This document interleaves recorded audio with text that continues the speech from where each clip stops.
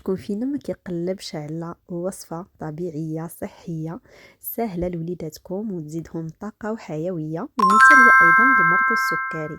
هنا كنحتاجو 400 غرام ديال التمر اللي كنغسلوه مزيان بالماء، كنحيدو له الجلده، كنديروه في الطحان الكهربائي، كنخليوه يتطحن مزيان، كنزيدو معاه ماء الزهر باش كيعطينا واحد لوغو اللي هو زوين.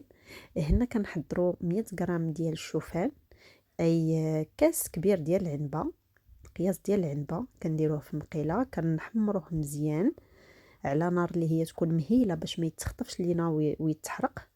كيولي على هذا الشكل هذا كنضيفوه في الطحان الكهربائي، تنطحنوه مزيان. في هذا الاثناء كنجيبوا ديك لاباط ديال التمر اللي وجدنا اللي بماء الزهر فقط. هذه هي الاضافه اللي درت ليها، غير ماء الزهر طحنته مزيان، درتو في هذا الاناء ديال الزاج، درتو بالكميه كلها يعني 400 غرام كلها اللي طحنتها كلها ضفتها. هنا عندي 3 ديال المعالق كبار ديال الكتان اللي طحنتهم مزيان، وزدت عليهم بذور السمسم او الزنجلان 100 غرام، حتى هو القياس ديال كاس د العنبه.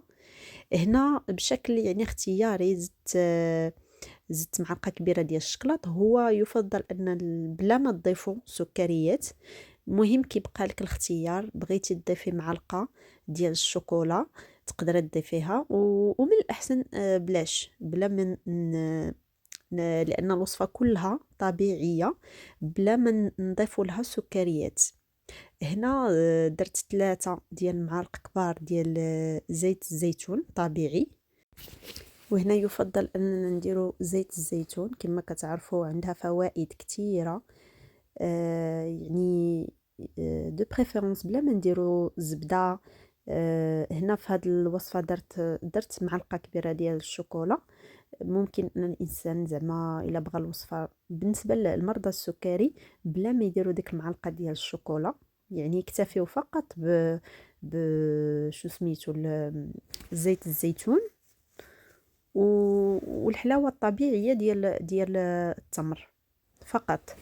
صافي كما كتشوفوا انا راني عجنت هاد الخليط كله، خص يكون متجانس، يدخلوا المكونات مع بعضياتهم حتى كتخرج لينا واحد لاباط اللي هي متكامله.